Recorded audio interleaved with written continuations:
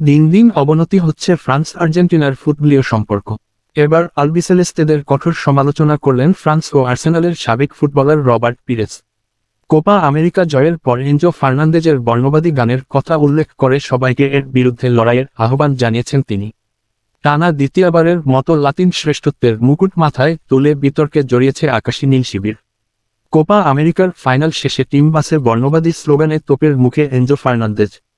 23 বছর বয়সী Chelsea midfielder অবশ্য এরই মধ্যে ক্ষমাও চেয়েছেন। তা সত্ত্বেও ফরাসিরা ক্ষুব্ধ, যার রেশ এখনও কাটেনি। আর্জেন্টাইনদের এমন কর্মকাণ্ডের তীব্র সমালোচনা করেছেন পিরেস। তিনি বলেন, আর্জেন্টিনা দল কাজটা ভালো করেনি। এটা ছিল পুরোপুরি বর্ণবাদী আচরণ। আমাদের লড়াই চালিয়ে যেতে হবে এবং এসবের বিরুদ্ধে লড়তে হবে। আমি এনজো ফার্নান্দেজকে চিনি, সে এরই মধ্যে ক্ষমা চেয়েছেন। তবে আমার মতে এটা আর্জেন্টিনার করা মারাত্মক ভুল। কোপা আমেরিকা জয়ের পর কেন ফ্রান্সকে নিয়ে বর্ণবাদী মন্তব্য, এমন প্রশ্ন তুলেছেন অনেকে। রবার্ট পিরেসের মতে, কাতার বিশ্বকাপ ফাইনালে যে সম্পর্কের অবনতি ঘটেছিল দুই দেশের, তারই প্রতিক্রিয়া আকাশী নীল শিবিরে। পিরেস বলেন, দুঃখজনকভাবে কাতার ফাইনালের পর থেকে আর্জেন্টিনার সঙ্গে আমাদের লড়াই চলছে।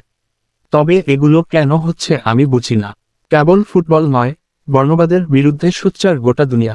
বর্ণবাদ নির্মূলে যখন কঠোর হচ্ছে নিয়ম, তখন আর্জেন্টিনা দলের এমন আচরণ নতুন করে আলোচনার জন্ম দিয়েছে। আকাশী নীল শিবিরের এমন কাণ্ডের বিরুদ্ধে আওয়াজ তুলতে বললেন পিরেস। সাবেক ফরাসি ফুটবলারের এমন মন্তব্যের পরে নতুন করে আলোচনায় দুই দেশের ফুটবলীয় সম্পর্ক।